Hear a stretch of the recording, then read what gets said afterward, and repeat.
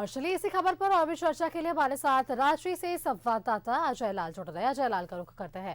अजय, देखिए, एक तरफ हमने देखा जो तरीके से सीट शेयरिंग का फॉर्मूला चल रहा था, वहीं दूसरी तरफ ईडी की कार्रवाई भी चल रही थी और ऐसे में सीट शेयरिंग का मामला तो पेंच फंसा हुआ नजर आया। लेकिन दूसरी तरफ जब मुख्यमंत्री हेमंत सोरेन को 9वां समन ईडी ने जारी किया और इस समन के जरिए कहा गया कि 27 से 31 तक उन्हें पेश होना है और मुख्यमंत्री ने इस बार व्यस्तता का हवाला दिया है।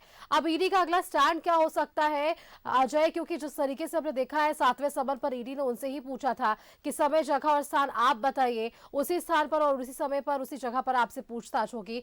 ये 8वें समन पर उनसे पूछताछ होती है और अब 9वां समन, और अब सीएम ने कह दिया है कि उनके पास समय नहीं है। अजय,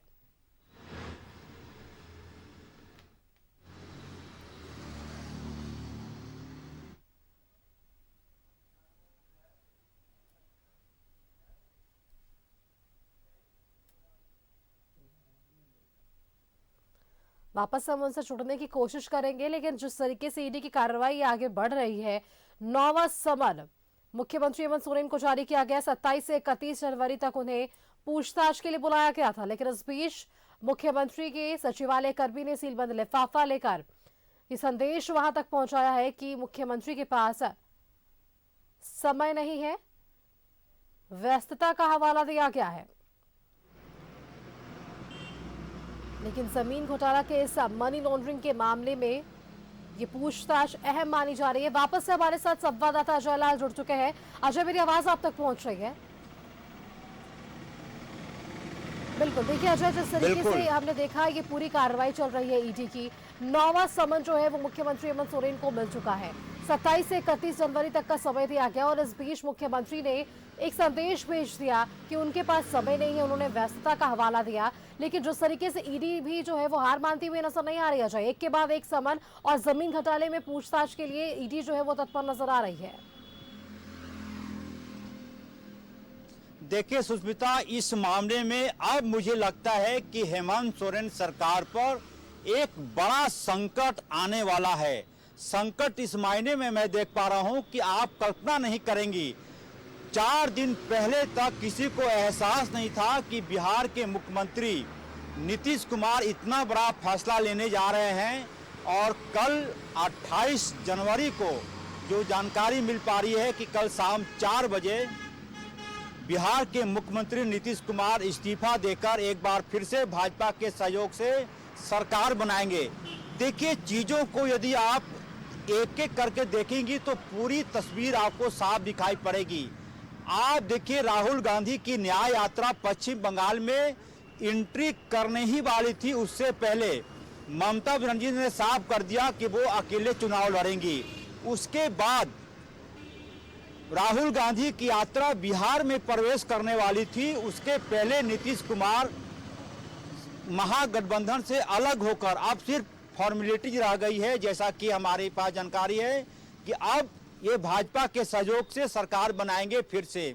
तो वहां भी राहुल गांधी की यात्रा से पहले एक बड़ा झटका INDIA गठबंधन को लगा है और फरवरी के पहले सप्ताह में राहुल गांधी की जो जानकारी है कि शायद 11 फरवरी को राहुल गांधी की यात्रा झारखंड में भी प्रवेश करेगी। तो हो सकता है, हालांकि हाइपोथेटिकल है, हो सकता है यहाँ भी तस्वीर बदलने की कोशिश करें। और पूरी कवायद इस प्रकार से है कि किसी भी प्रकार से ये मुझे कतई संभव नहीं लग रहा कि लोकसभा का चुनाव होगा और जिलों के SP कौन होंगे, जिलों के DC कौन होंगे, ये अधिकार हेमंत सोरेन के पास होगा। कुछ ना कुछ आशंकाएं बहुत बड़ी है। अन्यथा आप देखें 20 जनवरी को मुख्यमंत्री से पूछताछ होती है, वो सवालों का जवाब लेकर ईडी के लोग अपने दफ्तर भी नहीं आते कि 21 जनवरी को फिर से उनके पास सम्मन भेजा जाता है कि आपको फिर से आना है। इसका मतलब यह हुआ कि जो मुख्यमंत्री ने जवाब दिए थे ईडी के अधिकारियों को, उसके तथ्यों पर बहुत ज्यादा गहनता से, सूक्ष्मता से अध्ययन नहीं हुआ होगा। यह मानकर चलना होगा कि पहले से सब कुछ प्री प्लान है, क्या कुछ करना है, कैसे घेराबंदी करनी है, कैसे चीजों को सामने रखना है। तमाम चीजों पर मुझे लगता है कि होमवर्क हो गया है। बिल्कुल स्वतंत्र एजेंसी है ईडी लेकिन कई प्रकार के सवाल उस पर उठते रहे हैं।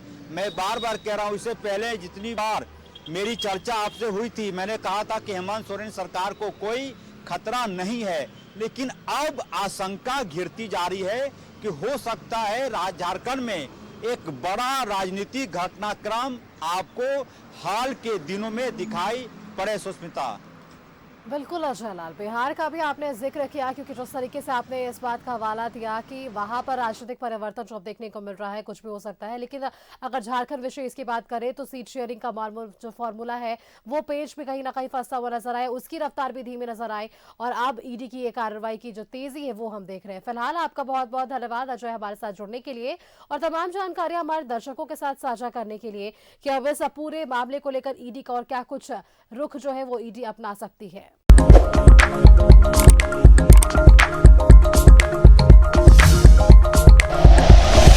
Like and share videos, subscribe करें हमारा चैनल और प्रेस करें बेल आइकॉन। न्यूज़ 11 भारत, सच है तो दिखेगा।